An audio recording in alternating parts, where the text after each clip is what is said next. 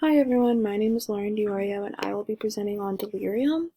My group's entire focus was major and mild neurocognitive disorders. So delirium is a serious disturbance in one's mental abilities that can result in confused thinking and reduced awareness for what's going on around them. It's usually traced back to one or more contributing factors, which can be anything from severe or chronic illness, changes in metabolic balance, medication, surgery, or even just going through alcohol or drug withdrawal. These signs and symptoms usually begin within a few hours or a few days. What you're going to see at first, there will be a reduced awareness in the environment, so they're not going to be completely paying attention to what's going on around them.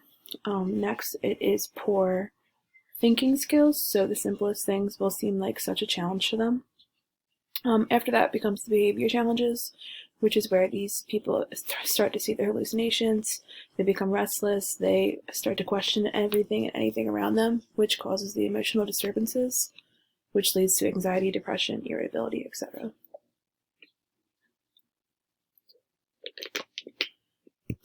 With that, there's over 7 million Americans that suffer from delirium each year, and more than 60% of these people are not even recognized in the healthcare system.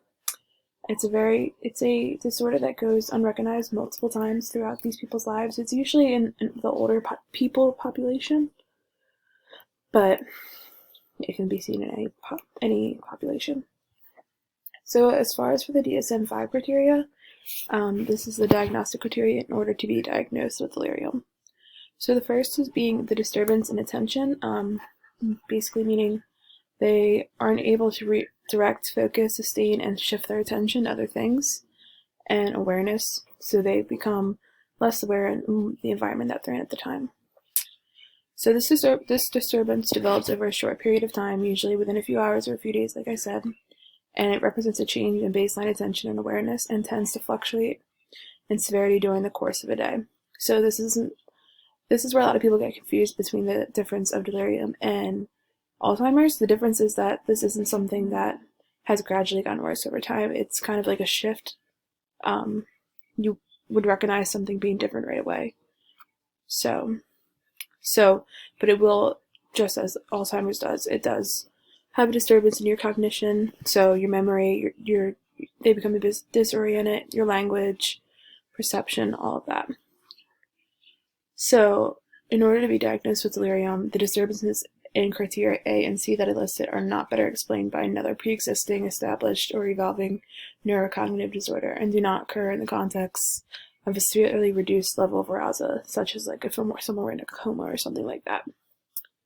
So, and also there is an evidence from the history, physical examination, or the findings that the disturbance is a direct psychological consequence of another medical condition, substance intoxication, or withdrawal, or exposed to a toxin. So there has to be some sort of reason why that this change would just come all over them out of nowhere.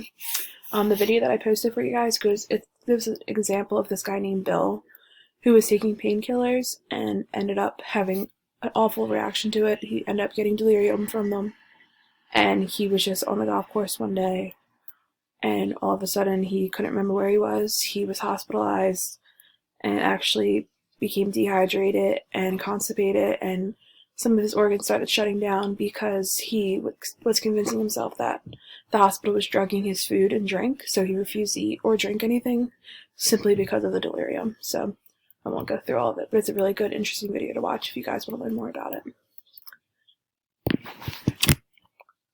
So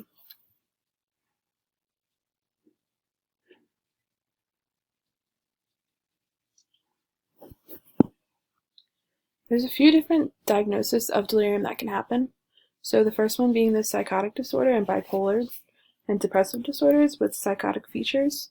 So this is delirium that has been characterized by very vivid hallucinations, delusions, language disturbances, and agitation. Must be distinguished from a different psychotic disorder.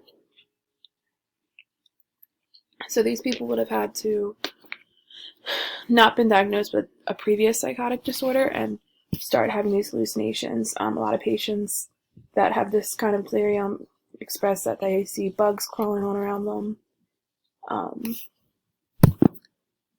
seeing things that aren't there in the shadows. It's very upsetting for people, and they don't usually assume it's delirium. They always assume that it's something else, which is why it goes so undetected in most of their lives.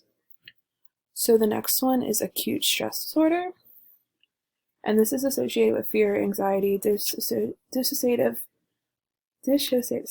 symptoms such as depersonalization, and it must be distinguished from acute stress disorder, which is from exposure to a severely traumatic event. So this would come if something happens to them and they put themselves in this state of delirium. That's also seen a lot lately. And then fasciitis disorder. Delirium can be distinguished from these disorders on the basis of the often atypical presentation in the malingering and facetious disorder and the absence of another medical condition or substance that is related to the apparent cognitive disturbance.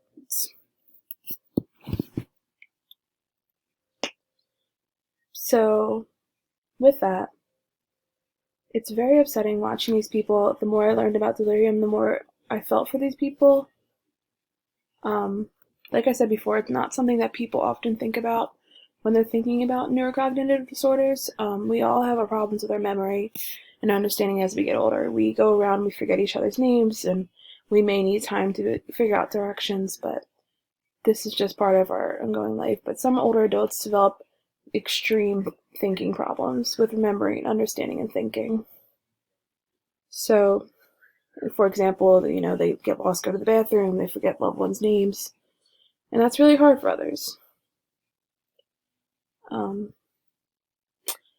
found it to be a very interesting topic, and it seems like it affects so many people that we don't even realize. These are a few web resources just to give you a better idea of what people are working with. There are treatments and everything. People will go to therapy. They'll watch out for triggers that might trigger them to go into an episode, but it's definitely a hard thing for them. Thank you so much, and I enjoyed learning about it.